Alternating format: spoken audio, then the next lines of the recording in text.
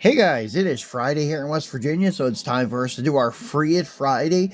And today we have a couple of Chevy muscle cars, actual drag cars from Greenlight. And the driver of these cars is Bill Jenkins, better known as Grumpy Jenkins. And probably his most popular one that he drove was this guy here, his 67 Camaro, because he won all kinds of races. And I don't know, maybe he won the championship that year for, I think it's a super stock. Um, but anyways, yeah, it was a known car in the drag racing community back then. And even nowadays, if you're into drag racing, you pretty much know all of the pioneers, and he is one of them. So, I know he was inducted into Hall of Fames because of his engine building techniques and skills and such. So he was a really good engine builder and a good driver too. So anyways, this is the Camaro. It's pretty close. It could have used some bigger slicks on the back. It wasn't tubbed, but it did have like a, I don't know, 29 by 10-inch slick on the back of it when he ran it. Let's see. Yeah, on the back, here's some pictures of it. As you can see, the slick in the back is a little bit bigger than my Greenlight put on the car, but it's still not too bad. And as you can see, he had two different ones. The other one here is a 68, though, I believe, his RS model, and this is the 67 up here with the exposed headlights. But anyways, here's the story of him. William Jenkins was a cigar-smoking, no-nonsense engine builder and drag racer. During his career from 1965 to 1975, he won 13 total NHRA events and was indoctrinated into the Motorsports Hall of Fame numerous times for his engine building skills. His nickname Grumpy came from his straightforward and matter-of-fact attitude. Bill was constantly focused on bettering his builds. The Motorsports Hall of Fame of America had this to say about Bill.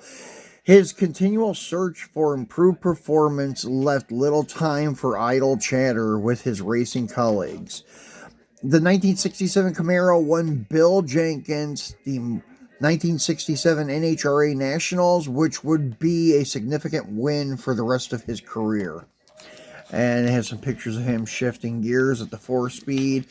And the car, the 68, starting to pull the front tires. And then you have him working on the car, tuning it. So, yeah, this is a much I guess I could say more complicated time than what guys have nowadays, because nowadays you have the computers and such that help you tune a lot. This is all like by feel and by ear. As you can see, he's messing with the carburetor there. So yeah, it was a more challenging time to tune cars. So anyways, let's get this thing out and take a look at it up close. And if anybody needs one of these, I have an extra one. I thought it was sealed, but it's not. It's actually a loose one like this, but it's cut on the back side, so you can't really tell. And anyways, yeah, it was my extra one. As you can see, Greenlight does a really nice job on these with the tail light detail and all of the livery on the car, the lettering and stuff is right, correct for the car. The rear window glass, though, however, has the support bars. This window is more from their Trans Am Series racers, but still yet, it could have been in drag racing too, because they lighten cars with plexiglass windows, but I think his car had a regular glass window in the back, and if it did have plexiglass, I don't think it had these reinforcements. But anyways, the car does not have a cage in it either, but still yet, nice looking car. All the livery is correct. That's what I really like. The hood does open, and yeah, that's the problem with this one. I was having a hard time getting the hood open, but you can see it's got the big block in there. You can see the chrome air cleaner, and they did detail the inner fenders in the correct, like, matte black finish. The same with the core support. and the fan shroud. Everything's there. They did a nice job, but unfortunately, you can't get the hood open too far on these. Even my other one, I can't get the hood open too far on. Um, and as you can see, the front end's nicely detailed, and you have your SS badge in the center of the grill. And then, as you can see, the 67s did not have marker lights. That's why I was saying the one on the back of the package, it looked like it had, oh, that's the Nova. It looked like it had a marker light on the front fender, as you can see right there. So that's why I was saying it's 68, and it doesn't look like it has a vent window either. That's another difference. 68s had vent windows and 67, or 68s didn't have them and 67s did. And I may have been saying that, but I lost my train of thought there. And that's the only problem with this casting. And I've seen this a lot on Hot Wheels too. Like on their Chargers, you can see the line on the B pillars of the casting, like the mold. That's what that is. It's not a crack in the paint. It's actually like a line from the casting, the mold itself. Kind of strange. And then, as I said, the back tires could have been a little bit bigger, but besides that, the car is beautiful. They did a great job on it. And Hot Wheels also makes one in their Hall of Fame series from, I think, like 2008 or 2009. But this one is much more detailed. Hot Wheels wheel and tire combo looks a little better because it has the small ones in the front and big ones in the back. But overall, it's not a bad looking car. It's just Hot Wheels detail isn't as good as Greenlight's. Then this one here is our next one. Grumpy's Toy 5. This is his 68 Chevy Nova. And it also is a pretty popular car. He also ran a 66 or 7 Nova too. Chevy too. And then this guy here.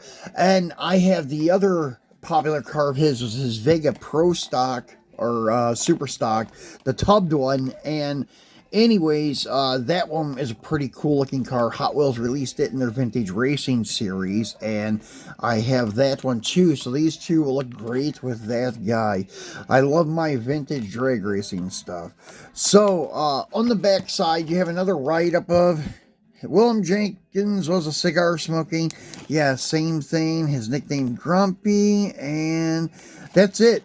They just cut out the part with the 67 Camaro was one of his most popular cars, and he won the Nationals, blah, blah, blah.